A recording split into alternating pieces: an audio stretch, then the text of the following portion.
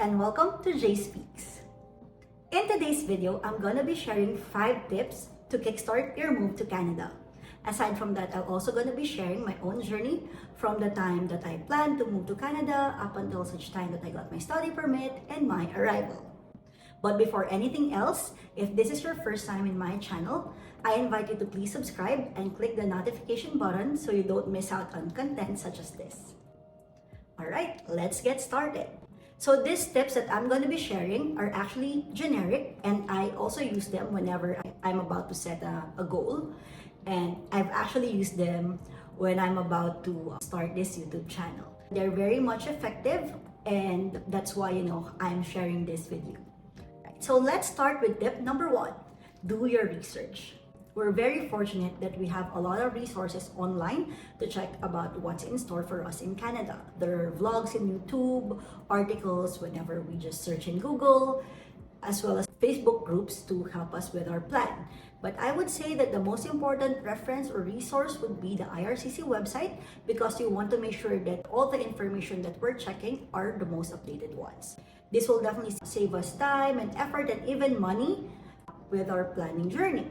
So what I did on my end is I watched a lot of YouTube videos that time, and aside from that, I joined some Facebook groups, which I will link down below. But then I always make sure that I go back to the IRCC website and even the province website to make sure that the information that I have ties up with what's the most updated one. Because at any time, these rules might change, and the first resource that will be updated will be the government website. So that's the first tip. Tip number 2, ask questions and seek support. Commonly, people do this before they even read or watch or do their research. But I would say personally that it's best to do your research before you ask questions from your friends, family, or anyone in Canada. The reason why is because it saves you time and effort, and also you'll be able to ask targeted questions, and you'll also be getting specific answers. Aside from that, one thing to take note, if you ask about the process that they did before or their current life in Canada, just take their answer with a grain of salt, because as mentioned earlier, the rules keep on changing. Doesn't mean that the rules that applied to them before is still in effect now. Just have those supplementary information, because it can still help you decide which path you would want to take. Aside from that, other people might also share to you their experience in Canada, but yeah, as mentioned earlier, that doesn't mean that you'll have the same experience. Somehow it gives you an idea what you're gonna be expecting in that place, and that makes you more prepared, right, with your journey to move, right? So now let's go to Now let's go to tip number 3. Weigh the pros and cons. Now that you've done your research and you've asked people in Canada, friends, family, about their experience and how they process their move, it's time for you to decide what are the next steps for you if you're gonna be going through your plan of moving, which pathway you should take, are you gonna be studying, which course are you gonna be studying, and aside from that, which province are you gonna be moving in. So on my end, what I did is I have this Excel sheet, and I put in all the links that I got from my research. Usually it's from IRCC. It has the requirements of each pathway that's available at that time.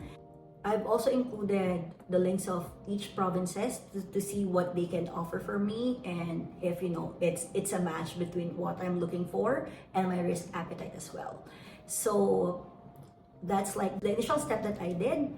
And so from there, I went and just decide on what pathway that I should take, which I will share about it more in the part 2 of this vlog. Moving on to tip number 4. Be mentally, physically, and financially prepared.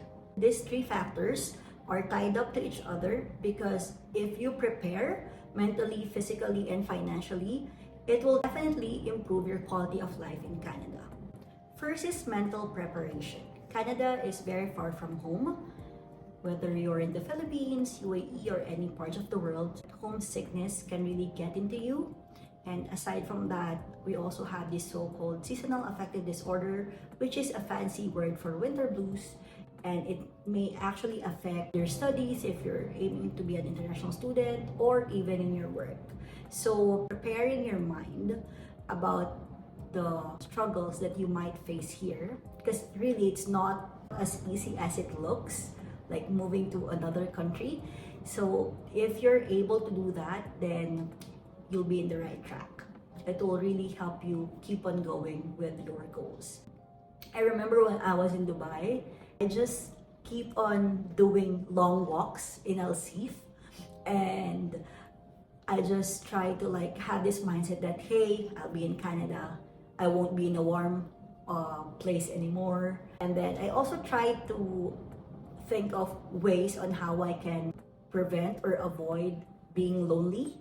That's one reason why I'm actually doing this YouTube video. So instead of just, moping around, I'll just share my learnings to people. I also used to do journals, especially video journals, whenever I feel down, to just uplift my spirits, and that worked for me. So that's the first step. The second one would be physical preparation. So you have to have a healthy mind and of course a healthy body once you arrive here. Specifically in Manitoba, if you're employed, you can have a Manitoba health card, which covers all the procedures that you may need to have if you get sick, or you still have to pay for medicine. If you're just new here, you don't have work yet, and you're just an international student, you might have an insurance, yes, but the bills would be so expensive. So also, if you're not physically prepared, you might not be able to get a job. So it's a domino effect. That's why it's really better to, be physically healthy before you arrive in Canada. Last but definitely not the least, and I think one of the most important factor that you have to prepare before you arrive here would be financial preparations.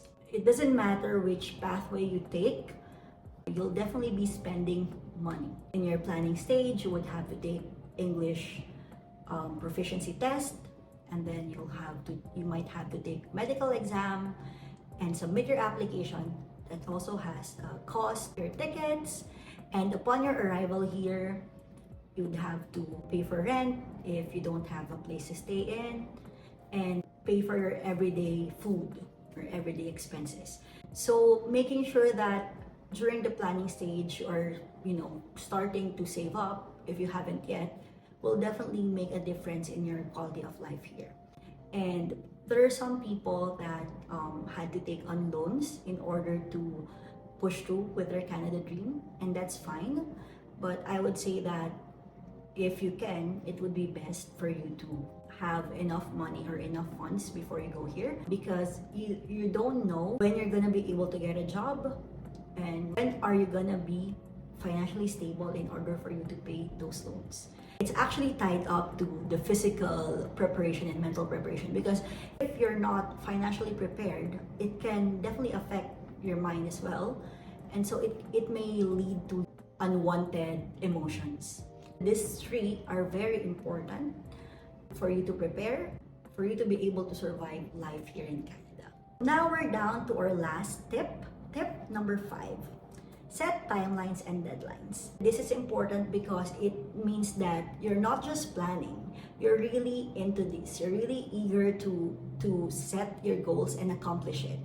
We can't really predict how long the process would be, but it just somehow gives our plan a structure as to when the results might come and what actions should we take after we get those results. So that's what I did, and I'm gonna be covering that in the part 2 of this vlog, which is coming up now. But first, just checking in. Are you liking this video? If yes, click on the like button. And also, if you have any questions or any requests on what content should I cover next, just comment that below and I'll try and make that happen. Alright, on to our next topic. Finally, we're in the second part of this vlog. In this part, I'm gonna share my journey on how I started my plan to go to Canada up until such time that I arrived here. It all started during the pandemic. I was stuck in the Philippines for 6 months, And that's the initial time where I've decided that I might want to move in Canada. So what I first did is I did some research. I checked the IRCC website. I reached out to a friend who's also here in Canada but in a different province. One thing that I remember that she asked me is, what's your main reason why you're moving to Canada? And so I gave her, I think, a compelling reason. And yeah, she just supported me.